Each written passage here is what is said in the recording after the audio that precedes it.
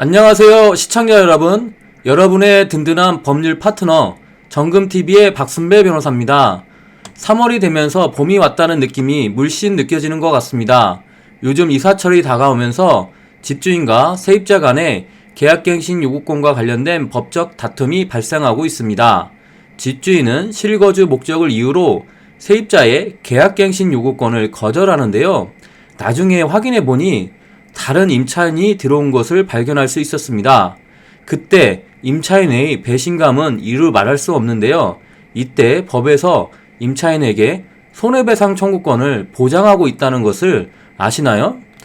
즉 주택임대차보호법 제6조의 3, 제5항은 임대인이 실거주를 이유로 갱신을 거절하였음에도 불구하고 정당한 사유 없이 제3자에게 목적주택을 임대한 경우 임대인은 갱신 거절로 인하여 임차인이 입은 손해를 배상해야 한다고 규정하여 손해배상의 법적 근거를 마련하였습니다. 그런데 여기서 질문 하나 들어가겠습니다.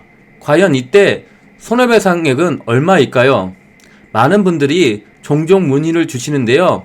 이번 시간에는 그 손해배상액을 어떻게 산정하는지 사례를 통해 알아보겠습니다. 그럼 이번 사례의 사실관계를 말씀드리겠습니다. 원고는 2019년 8월 10일 피고와 피고 소유의 이 사건 아파트에 관하여 보증금 3억 2천만 원에 2019년 9월 24일부터 2022년 1월 30일까지로 하는 임대차 계약을 체결하고 2019년 9월 24일 입주하였으며 이후 계속 거주하였습니다.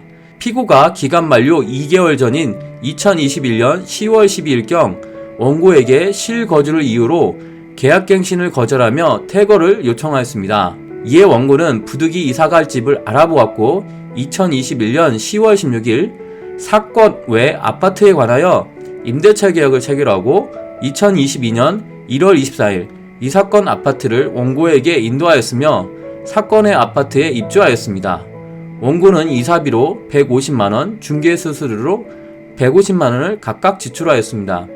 그런데 피고는 이 사건 아파트에 입주하지 않았고 제3자와 임대차 기간 2022년 4월 23일부터 2024년 4월 22일까지 보증금 3억 원, 차임 월 40만원으로 하는 임대차 계약을 체결하였습니다.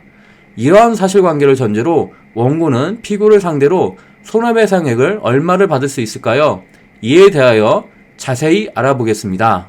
주택임대차보호법은 임차인이 받을 수 있는 손해배상액의 계산 근거를 법으로 규정하고 있습니다. 즉 주택임대차보호법 6조의 3 제6항은 손해배상액은 거절 당시 당사자 간의 손해배상액의 예정에 관한 합의가 이루어지지 않는 한 다음 각호의 금액 중 큰 금액으로 한다고 규정하고 있습니다.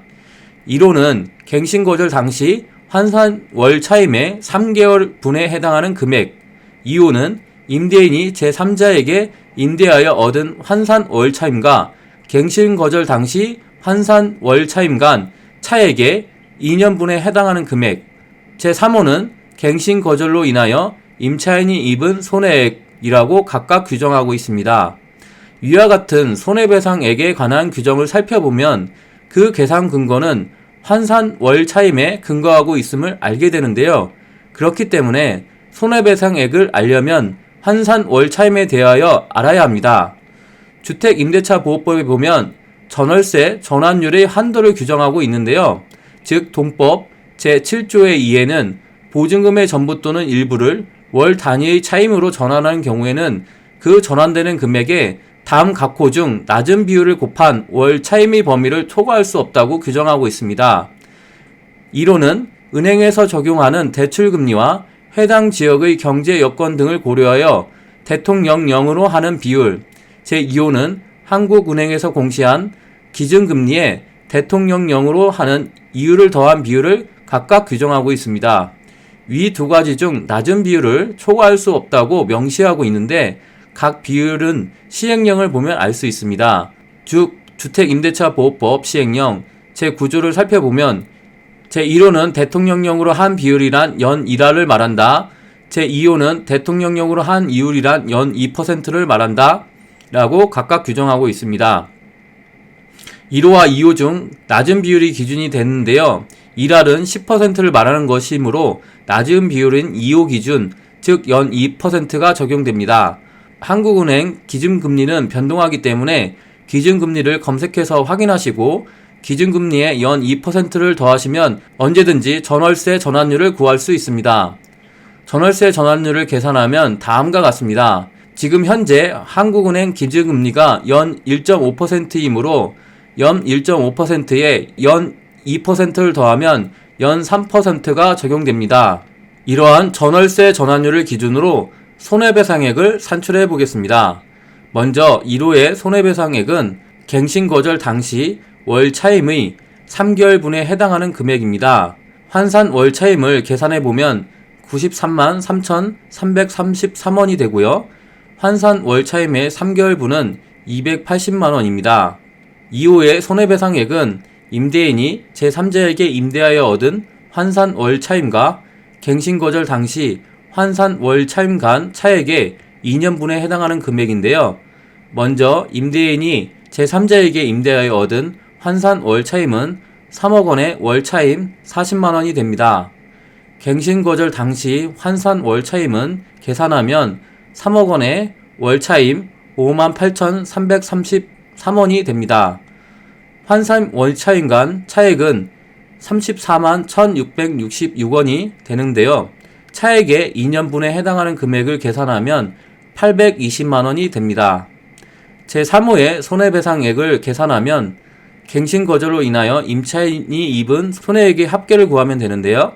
중개수수료로 150만원을 지급하였고 이사비로 150만원을 지급하였으므로 합계 300만원이 손해액이 됩니다. 1호, 2호, 3호의 각 손해배상액 중 제일 큰 금액은 2호의 820만원인데요. 따라서 손해배상액은 820만원이 됩니다. 결국 피고는 원고에게 손해배상금으로 820만원을 지급할 의무가 있습니다. 이상으로 실거주를 이유로 갱신거절을 하였으나 임대인이 제3자에게 임대를 하였을 경우에 손해배상액을 계산하는 방법을 사례를 통해 알아보았습니다. 도움이 되셨다면 좋아요, 구독, 알림 설정 부탁드립니다. 감사합니다.